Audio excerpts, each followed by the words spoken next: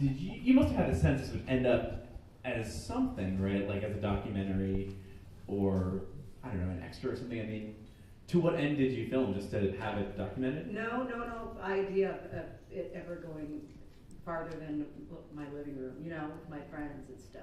Nothing. I had no kind of foresight to see that it would ever become a documentary. No. Did you have any second thoughts about handing it over? Yeah. Like a lot? Yeah, a lot of the stuff. You know, we went through all the footage, and so I knew it was in there, and there were a few things I was like, you know. But I felt really safe with David, you know, and Todd, with all this private stuff. And how did you guys hook up in the first place? We met through my wife, Christina, who'd worked with them before on films, and she's a producer. So that's how I met them, and it was about actually preserving the footage was the goal. You know, we need to digitize it, and David knew how to do that. So David, were you just digitizing it for the sake of it, or did you see that there was a movie in there? In the beginning, for sure, it was just about, you know, doing a friend a favor, and so. But Patty was coming over to my house every day for a summer, and she had not really seen the footage for more than 10 years either, and so it was kind of fascinating. We were watching the footage and talking about it, talking about what was in it, what wasn't in it, and what she had gone through. And I've done a couple of interviews where I've talked about how when you're friends with somebody, you don't really talk about over, you know, dinner or across the table, you know, sort of the deeper, darker, harder parts of what somebody went through. I mean, it's like we knew that Patty, you know, we knew that Patty had been in Hole. We knew that she had hit a hard spot, and we didn't really necessarily have ever asked her more about it than that. But then suddenly we were watching all this footage and talking about it, and so it's sort of the documentary sort of became born out of those conversations. But no, we didn't start that way on purpose at all. Eric, did you know? For you. So you knew Patty had all this footage, right? That you were being videotaped a lot, like just hanging out. What did you think when they? I didn't know. You know, when it's happening, you start to become oblivious to other band members filming you. Sure, and there's cameras around. Yeah, there's cameras and stuff, but and it's like you just forget that she's filming. But also, I didn't know that she filmed that much stuff and that much, you know, private stuff, and so yeah. When you were approached about being in the documentary, like what was your initial feeling? Did you think it was like too soon to revisit that part of your life, or were you like happy to kind of get it all out there? Because I mean, this isn't like 10 years from now. This is like, you know, this started just a couple years after you all stopped playing Hole, right? It was pretty much 10 years after. Oh, really? It was 10 years after. Yeah, they did that. I mean, 1997 is the last time they played together. 2007 is around when we started. Oh. Yeah, the last official Hole show was not the reissue Hole shows, were in 1999. So I think I did that interview in 2009. So it was, yeah, exactly 10 years. And you know, I think I heard Lindsey Buckingham from Fleetwood Mac once say, you know, it takes 10 years in the band for 10 years, you know, torturing yourself and destroying yourself and doing all these things to you, and then you have 10 years of therapy. And then after those 20 years, then you might be okay. This is like the grad school for the therapy, and like your final paper. Like I can say this on camera. Yeah. So to answer your question, after in 2009 when they came to interview, I was like, oh no, here comes the past.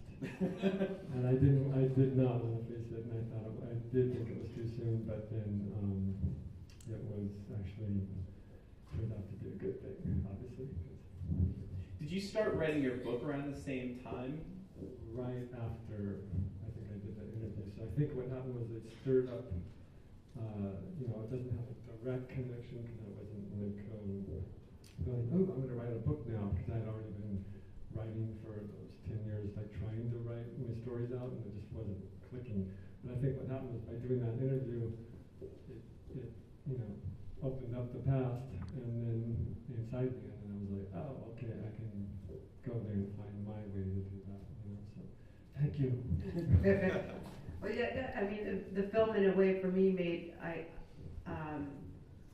was natural to make some kind of art out of that time, you know, those Oh, yeah. feelings, and do something with it, like the way I would make art out of, in songs or, in music. So that natural thing to do was to turn it into something. I have one nerdy question for you guys, and then I'll turn it over. I was a huge Hole fan. I am a huge Hole fan, and I had all the magazines that these clips were from, and I sort of taped together and was like, wait, which one was that? And I remember like a through line in a lot of the interviews around Live Through This and stuff was like, Hole is a band, Courtney is being interviewed and she's like outspoken and it's very vocal, but we're a band and we fucking have been through all this together.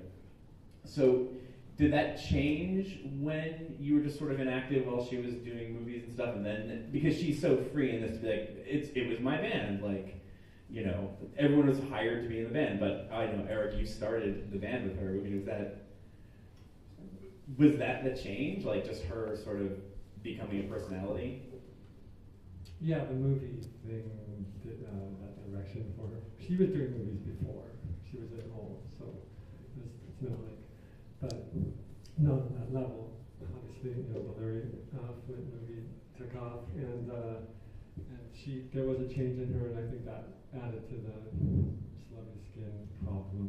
Right. I never thought of that way, but Yeah, you're right. yeah, and so right after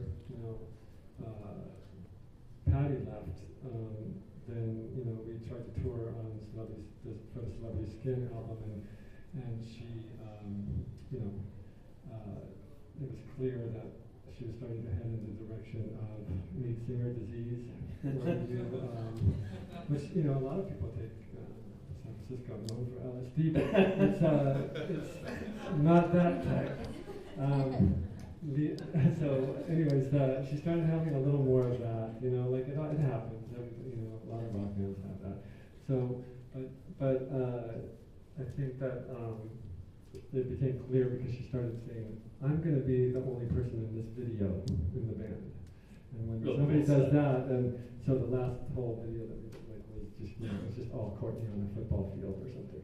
And that was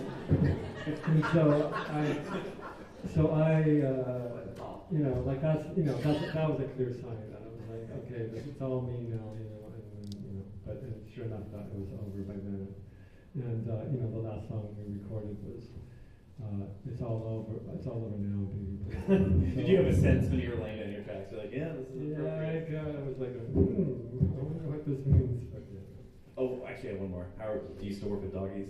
Oh yeah. How many do you have? I have 4 dogs, and I noticed there's a dog here today, and I think everybody should have a dog in their lap at all times.